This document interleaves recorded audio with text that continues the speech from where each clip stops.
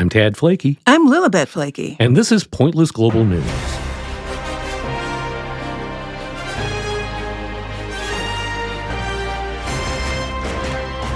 On today's show, a Florida man goes door to door picking fights. Next, you may never want to use a gas station microwave oven again. Finally, a new and creative place for you to carry your thermos that will shock you. That story comes later in this all-Florida edition of Pointless Global News.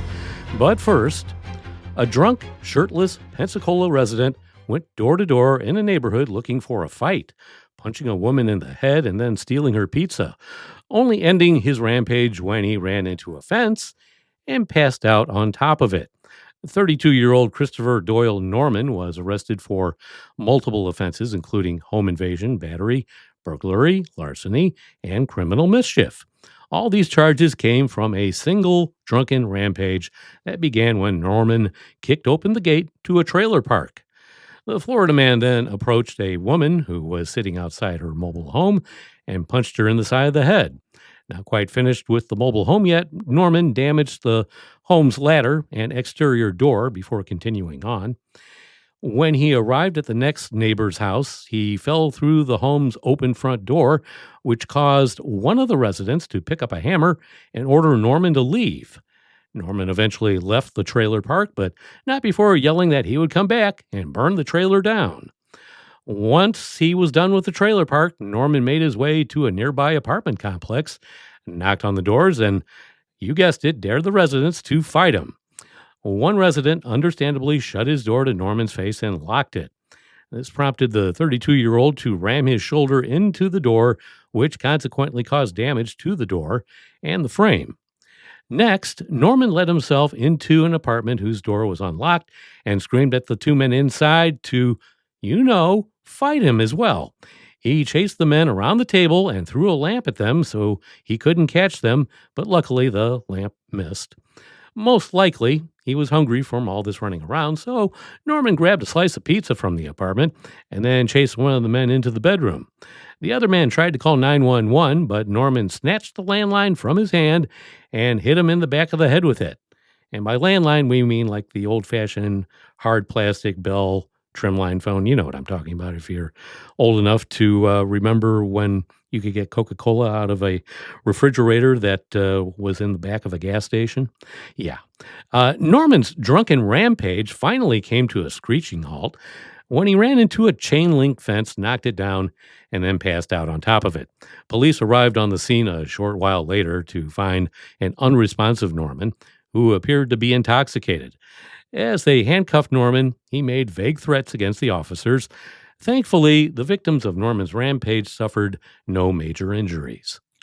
Clearly, Norman is someone who should never take a drink again in his life. No.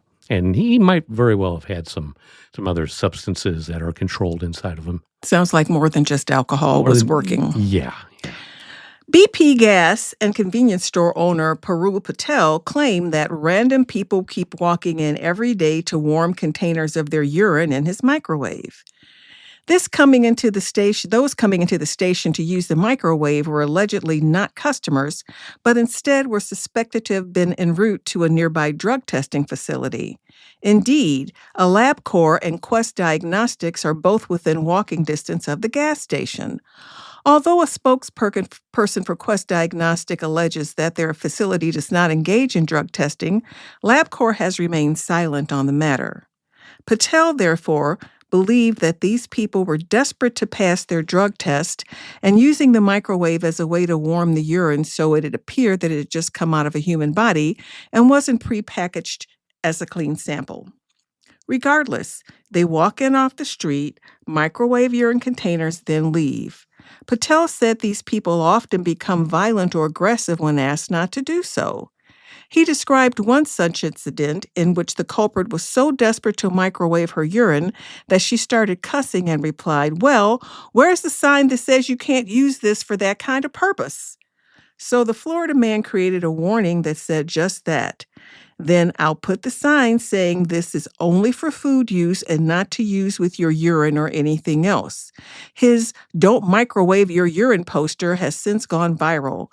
Whether it is working remains to be seen, though we can surmise from this experience that the microwave should really be replaced. Well, because I have worked in healthcare and other sensitive areas, I have had to do drug testing, and microwaving your urine is not going to get you the results. My experience has been they stand right outside the bathroom with you and actually have a little temperature control inside the container when you urinate into it. So I'm not sure if they were really getting away with fooling anybody with this. And you can't blame the owner for having a pissy attitude about it either, right? Ha ha ha ha. Yeah, I'll be here all night anyway. Be sure to try the veal. Finally, in what Sheriff Grady Judd described as an incident that makes even Florida blush, 51-year-old Walter Freimeyer was arrested after deputies discovered he had attempted to smuggle a thermos into the Polk County Jail the old-fashioned way by becoming the container. I'll explain what he's talking about here. According to Judd, deputies first encountered Freimeyer after reports of a naked man in a public park restroom. We had to clarify naked or buck naked, Judd said, because there's a fine line between public indecency and summoning a hurricane god, whatever that means. After initially letting Freimeyer go with a warning, he immediately crossed the street, climbed a railroad track, and trespassed again. He claimed he was told you're free to go, but thought that meant go find new crimes to commit. The body scanner at the jail detected an anomaly described as metallic and cylindrical. Further examination revealed that a thermos was lodged deep within the shipping lane, if you know what I mean. When asked how it got there, Freimeyer reportedly replied, "I put it up in the exit ramp." Again, if you know what I mean. The deputy's response was unprintable, but included the word, "Sir, that's not how you tailgate." Freimeyer's thermos required removal by specialists who reportedly unscrewed the lid carefully to avoid spillage. Eyewitnesses say the thermos emerged slowly into the light, followed by applause and 2 nurses requesting combat pay. The hospital later thanked Freimeyer for participating in Florida's ongoing field trials in container storage safety. Sheriff Judd later summarized the ordeal, quote, "It's Polk County, baby. The humidity breeds a special kind of courage. I've seen men fight alligators. I've seen women ride shopping carts through hurricanes. But this guy stared into the void and decided that's where the thermos goes." And the void stared back, mostly in disbelief. The sheriff ended his briefing with a plea to keep your coffee hot and your exits clear.